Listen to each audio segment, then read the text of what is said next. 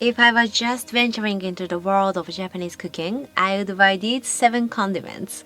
At the end of this video, I'll share the cooking tips which my mom told me at the very beginning of my Japanese cooking journey. It's very simple but crucial to remember. Starting with sugar. Now you may think the sugar for savory dishes, not for baking. When you think of Japanese popular dishes, many of them have a sweet note to the taste. For example, teriyaki sauce, soba noodle sauce, sukiyaki, they all contain sugar as a key component. Sugar is not only for the sweetness, but also for helping to keep the moisture of ingredients. My favorite sugar is a kibisato. It's kind of like between the refined sugar and brown sugar. The flavor and texture are not as strong and wet as brown sugar, but it still has a slightly mellow taste behind it, so that's what I like it about. Moving on, salt. Again, the basic condiments for any cuisine, but I can't overlook this one. When I call for salt in my recipe, 99% indicates the sea salt. Mine has a fine sand-like consistency and not flaky at all. Since Japan is surrounded by ocean, almost all domestic salt we have in Japan is sea salt. I believe Japanese cuisine uses salt very efficiently, like drawing the moisture out of ingredients for the preservation purpose or retaining the color of ingredients, or reducing the stinky smell of a fish. My favorite salt is the one that is only seawater written on the label. I always go for the minimal list on the label because usually less additives are contained. Just living in Tokyo and having 2 kids costs a lot, so I can't always afford expensive high quality ingredients, but I try to find the one as natural as possible. Let's talk about the most popular one, soy sauce. Soy sauce is made out of soybeans, barley, salt, and water. They have been fermented together. I always keep 4 kinds of soy sauce in my fridge. Regular soy sauce, known as koikuchi shoyu in Japanese. This one is inexpensive, which I use for cooking most often. And this one is more on the pricey side, but the taste is amazing. If you want to elevate the taste without doing anything complicated, try this one. I only use it for something very simple like drizzling on top of the runny egg rice for eating with sashimi. Anything you want to directly enjoy the deep umami soy sauce taste. I use just a tiny bit of it each time because it's a good quality and I want to enjoy it for a longer period of time. I'm a little stingy here.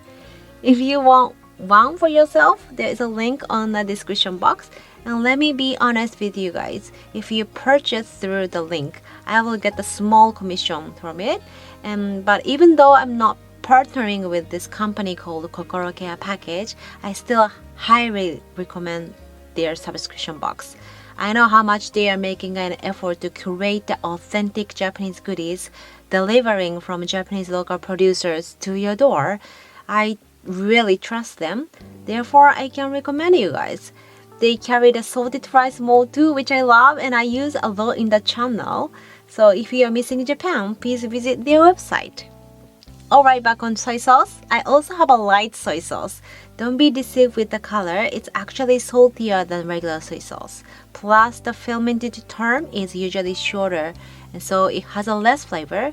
When I want to add a saltiness but don't want to ruin the color, I use light soy sauce, just like I use in the vegan Japanese clear soup.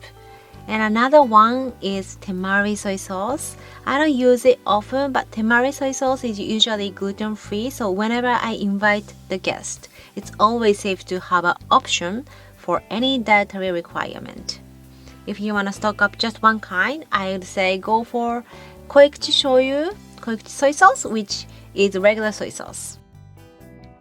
Vinegar. I personally have 4 different types of vinegar. The most frequently used one is a rice vinegar. It is less tangy compared to the other type of vinegars thanks to the natural sweetness from the rice, and I made a sweet and sour dressing for the fried tofu, which I have a video on my channel. I also have this ponzu, which already contains a citrus tangy flavor to it. So it's tasty as is, so you can just drizzle over the salad or enjoy it as a dipping sauce for the hot pot. Very convenient to have on hand. And one thing I want to mention here is the differences between the sushi vinegar and rice vinegar. The rice vinegar is just a pure vinegar, nothing is added. On the other hand, sushi vinegar is the mixture of rice vinegar, salt, and sugar. I remember my friend in UK made sushi by using rice vinegar and their sushi ended up super tangy and couldn't eat it, so please closely look at the label. The links of all of my recommended condiments can be found on the description box below, and almost all the recipes I'm showing in this video has a recipe on my web or YouTube. Miso. Miso is made of soybeans, rice malt, salt, and barley that's been fermented. Not all products are made from all of them. Have you noticed the differences in colors? What ingredients it contains makes a huge difference in color and taste. Very basic rule is that lighter the color gets, the sweeter the taste becomes. In my kitchen, I always have 3 different types of miso. The most frequently used one is a yellow miso. It has a neutral flavor and mild saltiness, so kids love this type the most, so means automatically becomes my family staple. We love miso soup, miso pasta, miso marinade, miso stir fry, miso rice bowl, and many more. I have a lots of recipe using miso, so I put all the recipe link in the description box again. By the way, if you need any deeper information about the Japanese condiments, I'm talking a lot more details on different videos, so please watch more on that. That's gonna be a lot of links listed in description box for this time. And mirin. Mirin is a sweetened rice wine. It's made of rice, rice malt, shochu, also known as distilled liquor that's been fermented. It will add the sweetness, of course, but also degrades the sauce and helps to hold the shape of ingredients. For example, you can use it for teriyaki sauce, add it to the homemade tomato sauce to remove the edge of its sourness. Mirin is not only for the Japanese cooking. You can always try to look for many uses in different type of cuisine. In a way, your mirin won't end up being left in the back of your pantry. I buy this huge jug, but somehow it's gone in a month. I try to eliminate the sugar in my cooking, so mirin comes to play very often as a substitution of sugar. And also my advice, please get one it said home mirin, not mirin fuchomirio. Mirin fuchomirio is added syrup to resemble the taste of home mirin, so it's usually cheaper, but you won't get the same flavor as home mirin has. And the last one, guys, sake. Most frequently asked question is the cooking rice wine and sake different? The answer is yes and no. Both contain alcohol in it, but the cooking rice wine contains salt. Price is usually cheaper than sake, and in my opinion, this cooking rice wine has a less flavor and aroma compared to sake, so I always buy cheap sake. In a way, you can still enjoy the decent aroma, but it doesn't hurt your bank. Both help to tenderize the ingredients and reduce the unnecessary stinky smell from the ingredients and enhances the umami flavor. Since you guys are watching this far, let me share the cooking tips my mom told me when I was 6 years old. It's a sa-shi-su-se-so rules.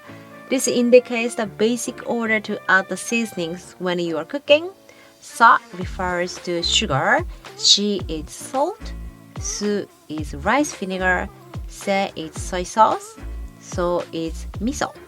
When the recipe calls for all the ingredients, it's better to add the sugar first. Because the salt has a small particles than sugar, if you add the salt first, there is no more space for sugar to be penetrated into the fiber structures of ingredients after all.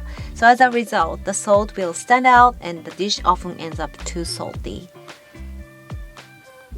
For vinegar, soy sauce, miso are all fermented condiments. I don't want to cook it for a long time so that the bacteria can be absorbed efficiently by the body, plus you can retain the aroma. There are some exceptions, but some tips to remember for your Japanese cookings. It was a little tough topic to explain in my limited English vocabulary, and I feel like I only scratched the surface. I have a lot more condiments to share with you guys, like salted rice malt or amazake, which is I use as a sugar substitutions, and I will slowly share them in the future video. And please let me know what you want me to elaborate also. And don't forget to subscribe and please share with your family and friends who just start to cooking Japanese food. Thank you very much for watching and see you on the next video. Bye bye, またね